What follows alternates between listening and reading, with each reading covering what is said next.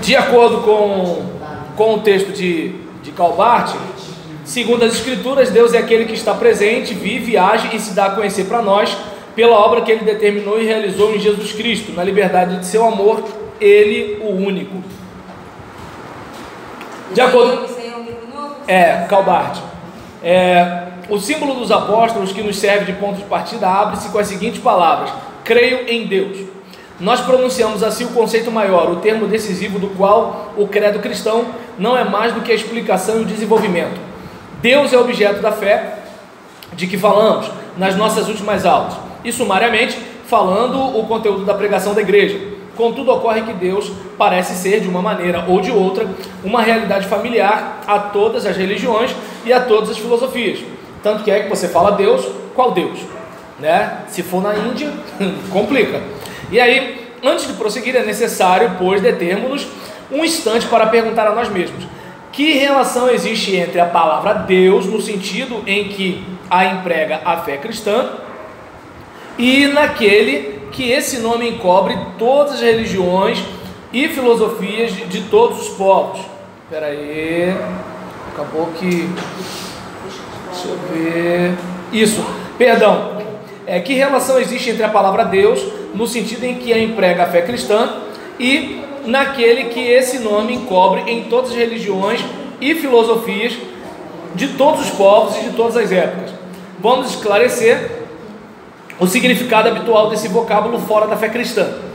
Quando o homem fala Deus, quando ele fala de Deus, da natureza ou da essência divina, pretende traduzir o sentido de nostalgia e de desorientação que ele experimenta em todos os seus semelhantes, com todos os seus semelhantes, e que o empurra para procurar uma unidade entre os seres, uma razão de ser para a sua existência e o sentido para o universo. Lembra daquela questão da explicação? Quem sou eu? Para onde vou? Quem, né? Como estou? Sei lá, e por aí. Seguindo. Bem, ele pensa na existência e na natureza de um ser em uma relação mais ou menos coerente com a estonteante diversidade de fenômenos e que deveria considerar como a essência suprema que regula e domina toda a realidade. E se lançarmos agora um olhar sobre este vasto campo de pesquisas, onde se dá livre curso à nostalgia e às hipóteses humanas, nossa primeira impressão é a de uma faculdade de invenção infinitivamente diversa, que se conjuga com todas as arbitrariedades e todas as fantasias. De fato, encontramos-nos diante de uma montanha de incertezas e de contradições. Quando, pois, falamos de Deus na moldura da fé cristã, devemos ter em mente que nós não estamos acrescentando mais uma noção a todas aquelas que já existem no inventário religioso da humanidade. Deus, segundo a fé cristã, não é mais um Deus entre os outros. Ele não pertence ao panteão da piedade humana e da engenhosidade religiosa. Portanto, não é uma questão de se postular no seio da natureza humana a existência de uma tendência universal e inata ao divino, de um conceito geral de Deus que englobaria num dado momento o que cremos e confessamos quando falamos de Deus enquanto cristãos, de tal sorte que nossa fé seria uma fé entre outras, um caso particular dentro de uma regra geral. Um pai da igreja disse com razão: Deus não pertence a nenhum gênero. Quando falamos de Deus, deixa eu pegar aqui, quando falamos de Deus, nós cristãos podemos e devemos claramente nos dar conta que esse termo significa de imediato o totalmente outro. Então, o totalmente outro, e que estamos verdadeiramente libertos da pesada moldura das buscas, das hipóteses, das imaginações, das ilusões e das especulações humanas. Não é questão não mais de se pensar que o homem em busca do divino poderia, enfim, depois de muito sofrimento, alcançar um degrau de conhecimento tal que coincidisse praticamente com o conteúdo da fé cristã. Falamos isso de outra forma, né? Não tão bonito que nem Calbart, mas a ideia de que assim, quem sou eu e quem é você para isso, né? O dia que Deus couber na nossa cabeça, não é o Deus que a gente, não é Deus, é qualquer outra coisa. O Deus que a fé cristã confessa não o Deus que a fé cristã confessa não é a maneira dos deuses deste mundo, um ser que se encontra ou se inventa, uma divindade que se oferece ao homem ao término de seus esforços. Ele não é o coroamento, seja ele o mais perfeito de uma procura que pudéssemos iniciar sem mais nada a alcançar por nós mesmos. É o Deus que, ao contrário, ocupa já e sem retorno o lugar de tudo aquilo que os homens costumavam chamar Deus, e que, excluindo de imediato todas as demais presenças, exceto a sua, reivindica o privilégio de ser dele somente a verdade. Se não compreende isso, permanece incapaz, se não se compreende isso, permanece-se incapaz de entender aquilo que a igreja quer dizer quando confessa, creio em Deus. Então não sei se deu para perceber que é o seguinte: Deus, de acordo com a fé cristã, não é uma projeção da nossa cabeça, não, é alguém que se revela. E detalhe, não é alguém que está em pé de igualdade ou em paridade com outros seres da cabeça das pessoas. Mas se, por exemplo, eu já cultuei alguma divindade, nenhuma delas se compara a esse aqui. Esse aqui é o totalmente outro, ele vai além da nossa compreensão. Daí onde nosso catecismo e a nossa doutrina pode ajudar a gente na convivência da comunidade, mas não quer dizer necessariamente que ele é tudo aquilo que a gente está dizendo, porque ele está além disso tudo. O que a gente vai fazer é tentar uma analogia para aproximar do nosso conhecimento quem é esse ser totalmente outro, além da nossa capacidade. Confundir? Então vamos embora. E aí nisso, perdão, trata-se aqui de um encontro do homem com a realidade, a qual ele permanece para sempre incapaz de buscar e encontrar por si mesmo. A gente continua crente, né? Mas assim, ele continua inatingível, e vamos que vamos. E aí nisso, o que o olho não viu, o que o ouvido não escutou, o que não subiu ao coração do homem, Deus o revelou aos que o amam. Assim se exprime o apóstolo Paulo a respeito dessa realidade, e não se pode falar diferentemente. Deus, no sentido da fé cristã, tem uma existência absolutamente diferente daquilo que habitualmente se chama o divino. Sua natureza é, portanto, totalmente distinta daquela dos seres que se chamavam deuses. Nós resumimos tudo o que se pode dizer a respeito de Deus, segundo a fé cristã, na expressão Deus nos lugares altíssimos. Ela se encontra, como vocês sabem, nas narrativas do Natal, Lucas 2,14. É esta pequena frase, nos lugares altíssimos, que eu quero tentar explicar agora. Lembra? Glória a Deus nas alturas. Nos lugares altíssimos significa simplesmente, depois do que acabamos de dizer, Deus está acima de nós. Desculpa, tá? Fica triste não, mas Deus é maior do que a gente, tá bom? Não, porque tem gente que se acha, né? Então é bom lembrar para essa gente aí. E aí nisso, eu não sei se eu deixei gente chateada uma vez pregando, quando eu falei, irmãos, tem Deus e o resto. Você é Deus? Então desce do salto, né? Vamos lá. E aí nesse caso, dá para entender porque eu não estou pastoreando. Então, em relação a isso, vamos seguir aqui. Nos lugares altíssimos significa simplesmente, depois do que acabamos de dizer, Deus está acima de nós, acima de todas as nossas intuições, de todos os nossos esforços, de todos os nossos sentimentos, sejam eles os mais sublimes, acima de todos os produtos do nosso espírito, sejam eles os mais admiráveis. E isso significa, em seguida, como já vimos, que Deus não deposita coisa alguma de sua razão de ser em nós mesmos, e que Ele não corresponde a nenhuma disposição ou possibilidade de nossa natureza, mas que Ele não existe e nem tem realidade senão em si mesmo. Como tal, Ele não se revela a nós através de nossa procura, nossas descobertas, nossos sentimentos e nossos pensamentos, mas exclusivamente por Ele mesmo. É precisamente esse Deus que está sentado nos lugares altíssimos, que se tornou tal para o homem, se deu, se fez conhecer a si.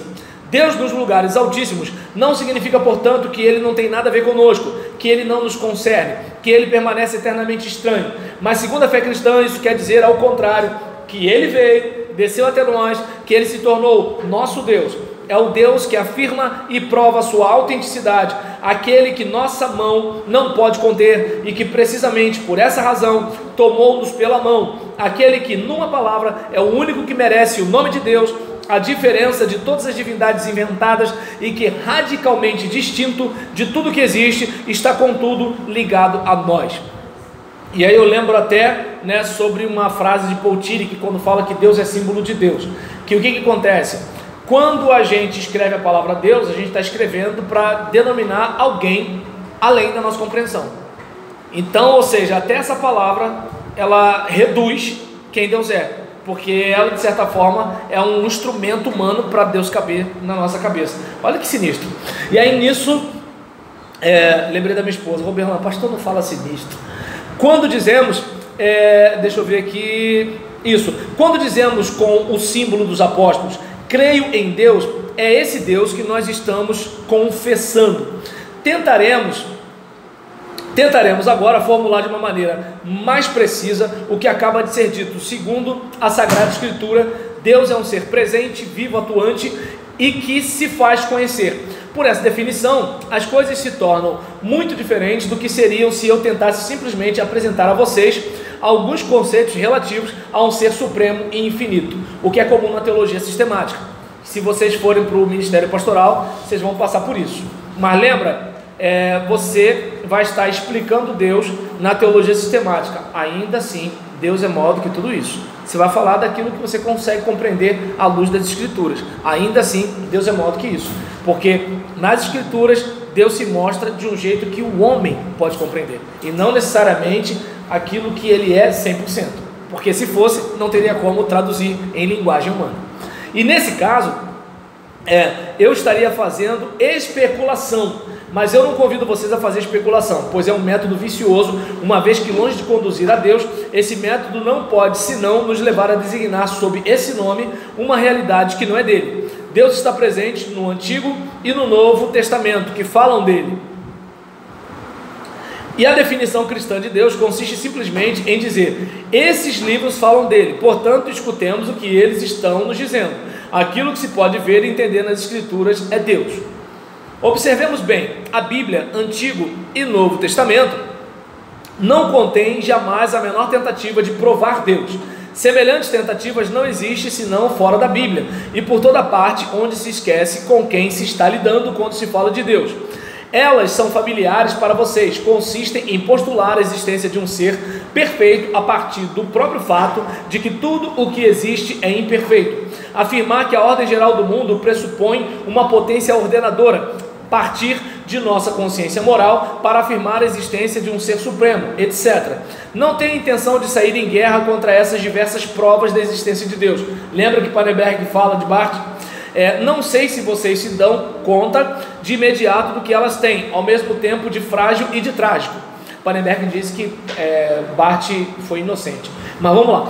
Aplicando-se aos deuses familiares a esse mundo, elas são perfeitamente aceitáveis, e se eu tivesse de entretê-los com essas divindades, não deixaria de recorrer às 5 famosas provas da existência de Deus. A Bíblia não conhece esse gênero de demonstração. Para ela, Deus não tem necessidade de ser provado. Ele é quem, de uma extremidade a outra, prova-se por si mesmo. Eis-me, diz ele, a partir do fato que eu existo, vivo e ajo, torna-se útil para provar a minha existência. É com relação a essa demonstração que Deus dá de si mesmo que falam os profetas e os apóstolos. Impossível falar de Deus de maneira diferente dentro da igreja.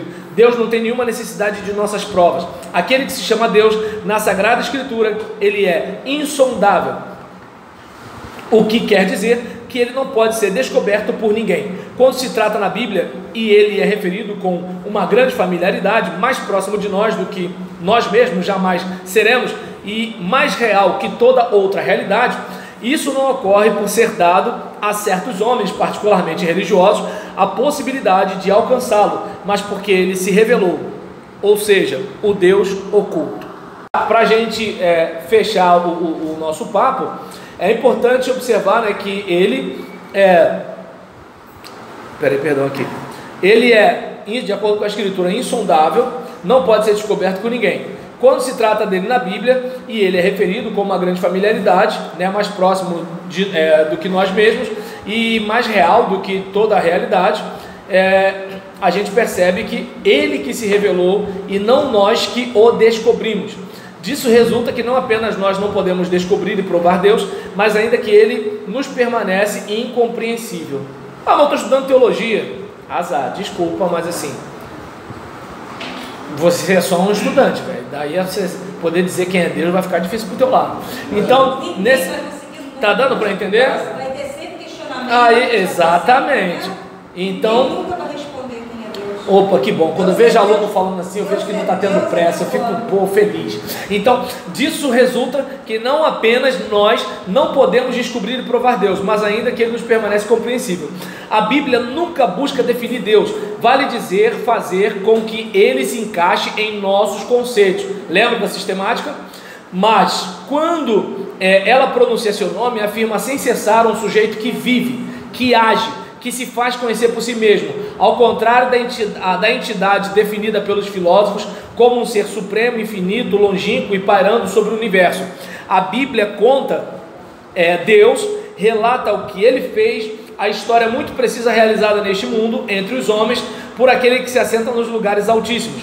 Ela assinala a significação e alcance dessa ação, dessa história, e é assim que prova a existência de Deus e descreve sua natureza. Conhecimento de Deus, segundo a Bíblia e segundo a confissão da fé da igreja, é, pois, conhecimento da sua presença, de sua vida, de sua ação, de sua revelação na obra que Ele realizou.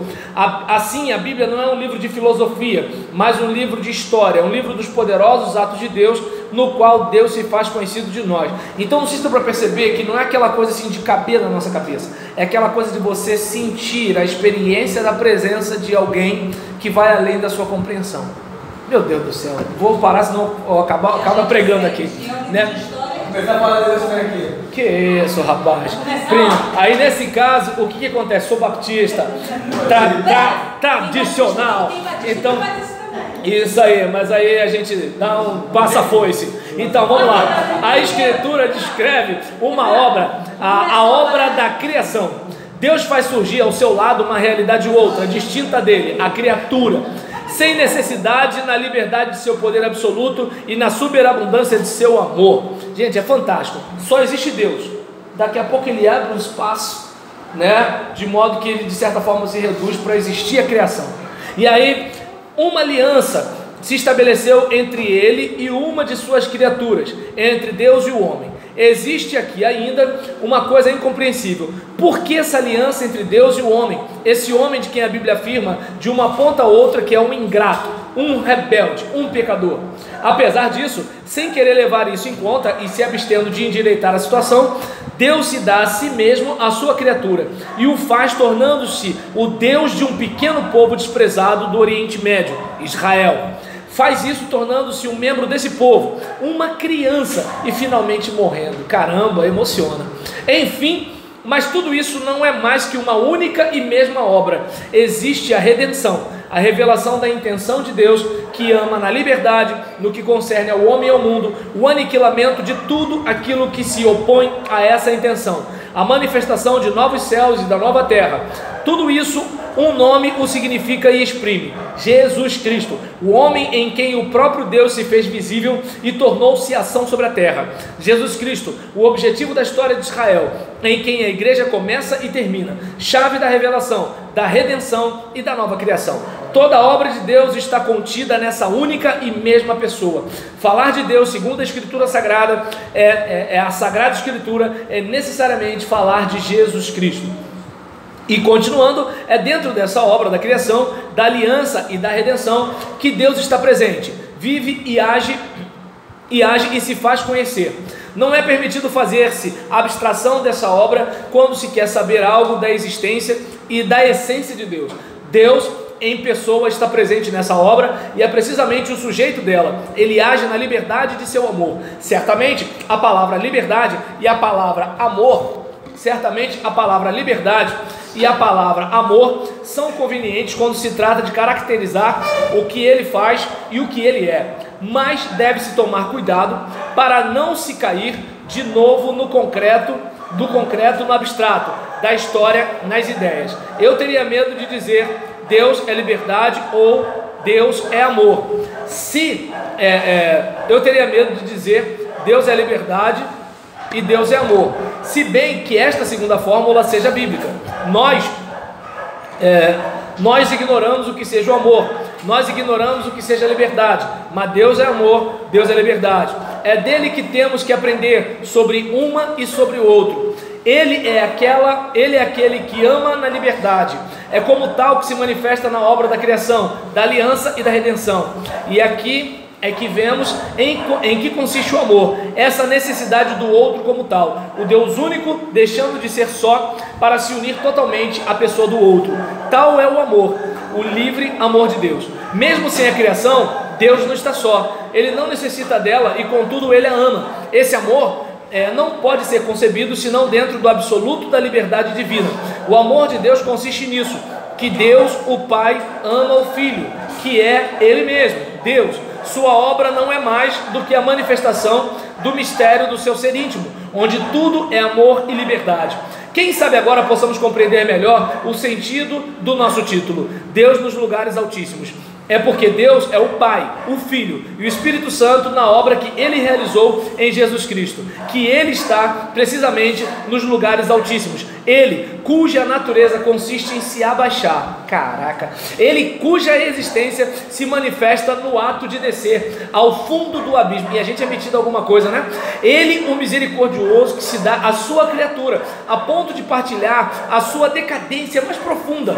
É Ele o Deus Altíssimo, Ele o é. Não apesar disso, em virtude de um paradoxo surpreendente, mas devido ao fato de que Ele se abaixe assim. É nesse livre amor que Ele está acima de tudo. Ver em Deus uma outra grandeza é não ter compreendido que Ele é totalmente outro. É como os pagãos buscar Deus na infinidade, mas Ele difere totalmente da ideia que fazemos de nossos deuses humanos. Ele chama Abraão, conduz um povo miserável através do deserto, recusa por séculos inteiros deixar-se desconcertar pela infidelidade e desobediência desse povo, aceita se tornar um humilde recém-nascido no estábulo de Belém e morrer no Gólgota.